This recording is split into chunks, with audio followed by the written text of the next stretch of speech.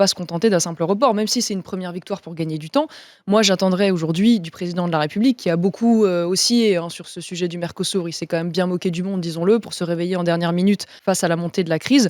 Moi, j'attendrais par exemple aujourd'hui qu'il prenne en main le fait d'obtenir une coordination des oppositions avec l'Italie, avec la Pologne, avec la Hongrie, notamment avec l'Irlande, dont on sait que ce sont des pays aujourd'hui qui sont opposés sur le fond à ce traité. Mais même au-delà de ça, je pense que le président de la République doit poser un acte fort et dire que si ce traité de libre-échange, qui est dramatique à terme pour notre agriculture française, devait aboutir, eh bien, il mettrait fin à la subvention aujourd'hui qui est versée par la France auprès de l'Union européenne, parce qu'on ne peut pas accepter aujourd'hui qu'Ursula von der Leyen La politique de la chaise s'assoie. vide. Si jamais le Mercosur passe, Oui, et là, en l'occurrence, du porte-monnaie vide.